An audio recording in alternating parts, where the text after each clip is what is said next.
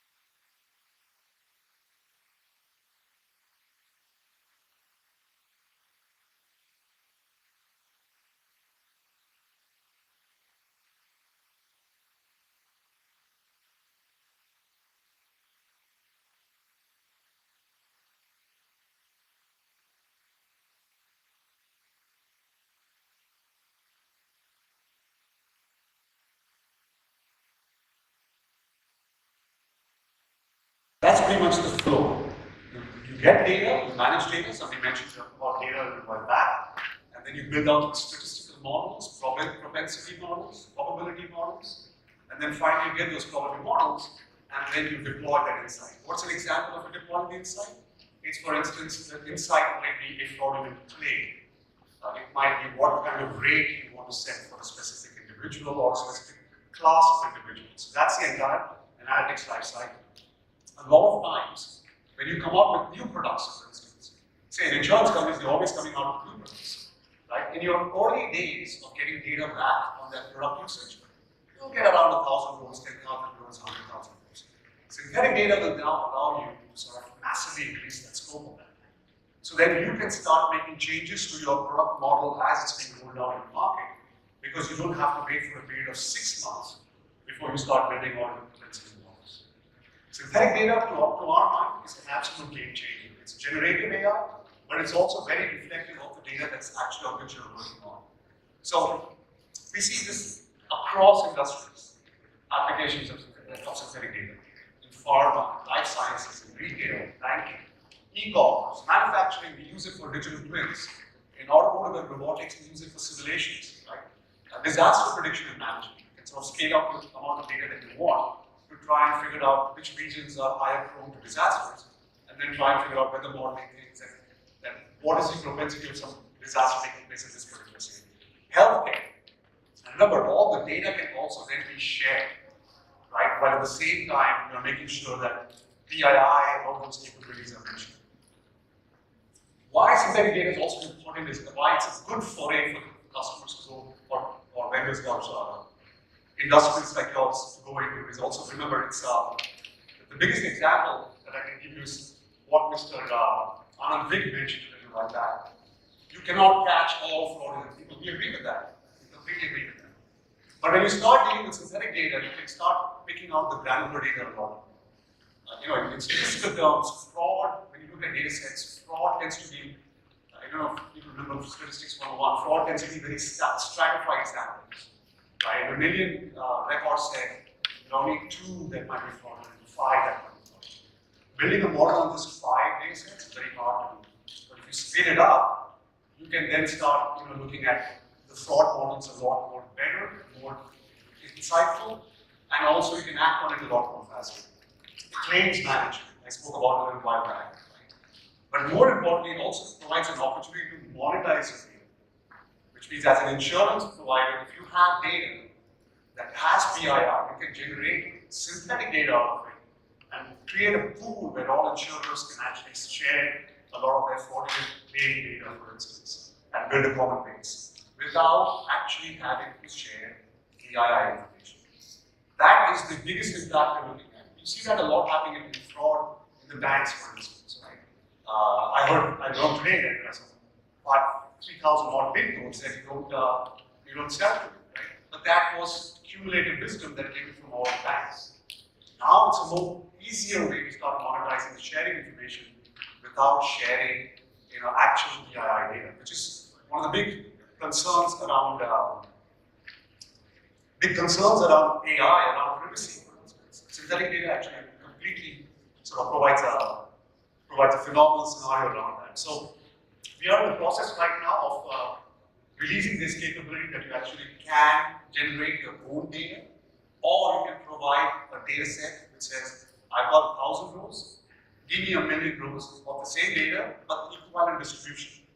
Right? You want to make sure the distribution is equivalent, and use a technology called SMOTE, S-M-O-T-E, which allows you to scale it out. Right? It's an absolutely phenomenal aspect of Gen AI about being able to generate data, right? Actual new structured data. That's a Gen AI piece. The second one is about, I keep saying about LLMs, large language models, incredibly popular. Right? Everybody's using a large language model. I've been speaking to customers here, I'm speaking to customers across the Asia region, across the US, across EMEA, and as things stand right now, different regions have different approaches. I think the US, every company I'm speaking to, they are doing experiments. Right? They are doing experiments around large language models. They're trying to find out the value around it. Most of it is internal experiments that they're trying to do. not necessarily B2C, but more in terms of B2B. But what we are also finding out is that it's expensive. Right? Doing large language models requires you to actually use specific hardware, which resulted in NVIDIA becoming, as well as top ranking greater than Apple. That is, you can imagine the amount of revenue those folks are making because of all these experimentations that are happening using the H100 processors. So this is phenomenal, and it's a trend that's following. The scary part of it is I've been in this business for 25 years. I have never ever seen technology changes with such a rapid rate. Right? So last night, Anthropic, which is bought over by, which is an Amazon kind of work, and they released Claude 3, which is supposed to be equivalent to the ChatGPT 4, if not better. Right? And every day there's a new model that's being released. Mistral is releasing model. We are all waiting for the greatest release possible happening in the next couple of months, which will be the Llama 3 model, which will be open source, which will be made available to everybody, and has been trained on a corpus of not only billions of terabytes, but also on billions of dollars of hardware that, of course, that Meta can afford and push it out. But so for you'll have to figure out these problem sets that they're trying to solve using large language models. How do you make it feasible? And how do you scale? Right?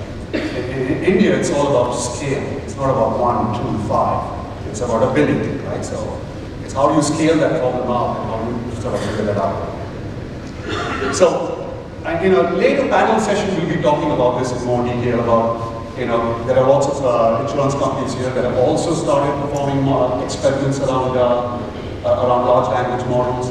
But essentially, from a software company, where we're looking at is essentially generating code, right? Auto-generating code, right? That's going to be a real disruptor in terms of how quickly you can get a product to market or software to market because you're automating a lot of that code generation capability.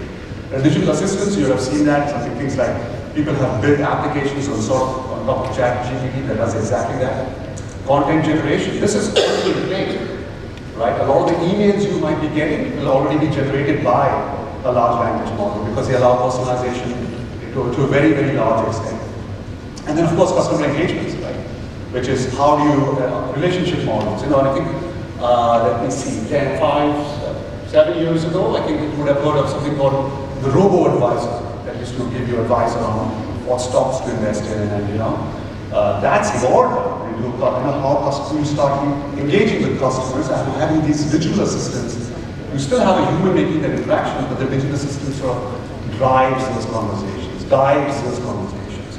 So that's where we're going from a customer engagement perspective. Now, this is a really complicated slide. It's incredibly complicated. So you don't have to pay attention to it. Let me make it very simple for you. In 1999, there was this amazing movie that was released, and I think most of you would have seen it, called Matrix. Has everybody seen The Matrix? Seen The Matrix, right? So, there are concepts in large language models which are foundation models and domain models. Right? And let me give you the explanation between a foundation model and a domain model. So, cast your mind back to Matrix, 1999. Neo and Trinity are on the rooftop, right?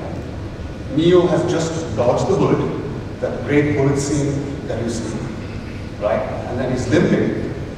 But he's able to do all these great things in terms of fight really fast, right? Likewise for Trinity. They have common skill sets.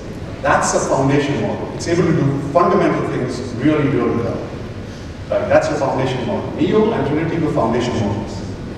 And then they need to get out of there, right? So Trinity looks around and sees the helicopter, right? Remember, there's a B-50 helicopter that's under there. And she dives back to Tank, right? And she tells Tank, can you help me fly a B-50 Huey, right? So Tank at the remote end sort of presses a program, and that sort of downloads an entire manual onto her head. And then now she can actually ride or fly that B-50 helicopter.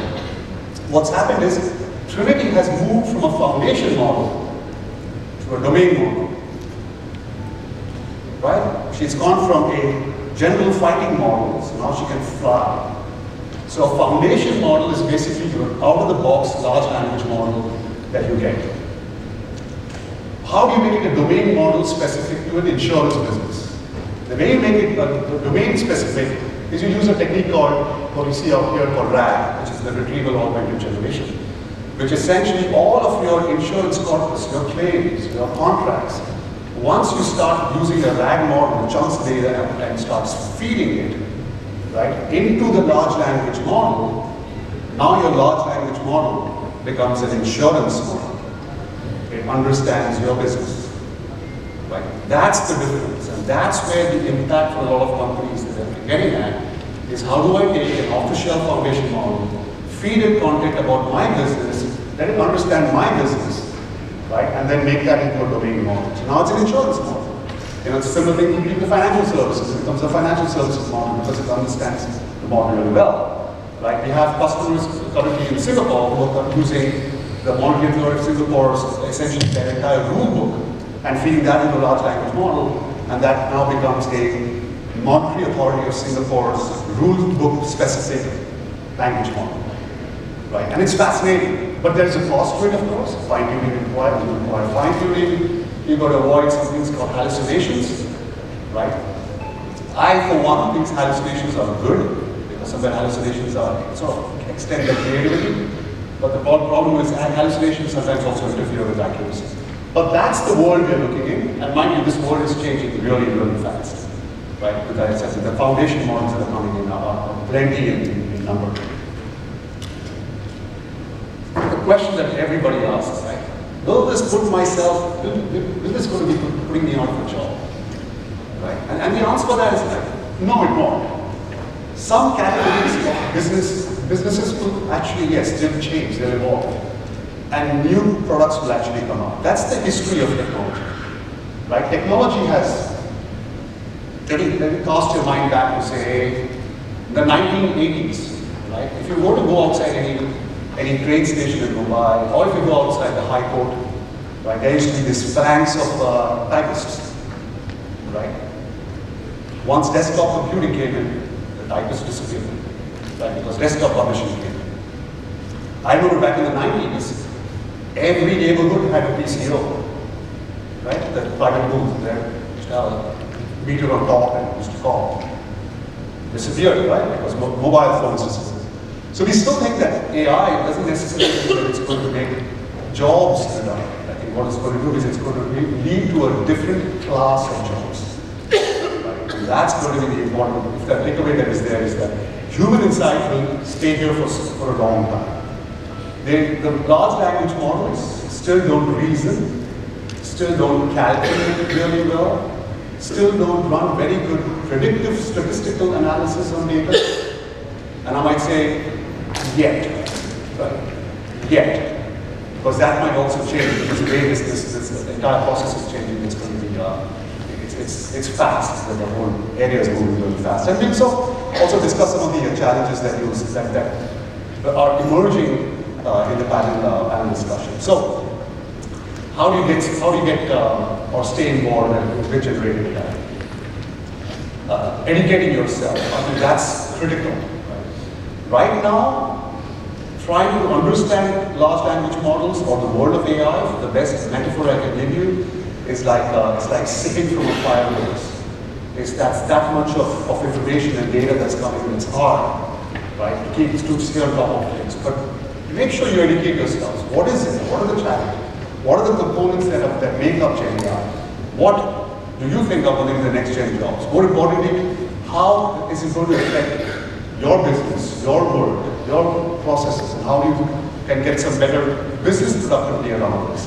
And more importantly, as I've already said, everybody, every company is absolutely sort of experimenting out with it. So as much as possible, take the initiative, try and look around, understand what you can do, and you can sort of look at how you can apply it on your day-to-day work, and look at what kind of business productivity that you can get out of it.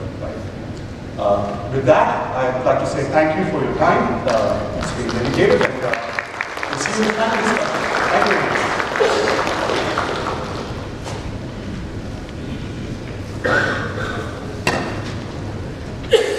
so much. Ladies and gentlemen, that was Mr. Deepak Ramanathan from SAS. A big round of applause once again to Deepak. For that wonderful presentation on the world of analytics just got bigger, the Gen AI phenomenon. And now I would like to call on stage Mr. Subbiah M, Head of Claims Investigation and Recovery from Cholamandalam MS General Insurance, to kindly do the honors of felicitating Deepak here.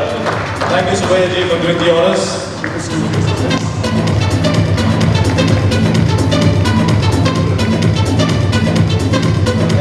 Big round of applause once again. Mr. Deepak Ramanathan, Vice President, Global Technology Practice from SAS, for that wonderful presentation on the world of analytics just got bigger, the Gen AI phenomenon.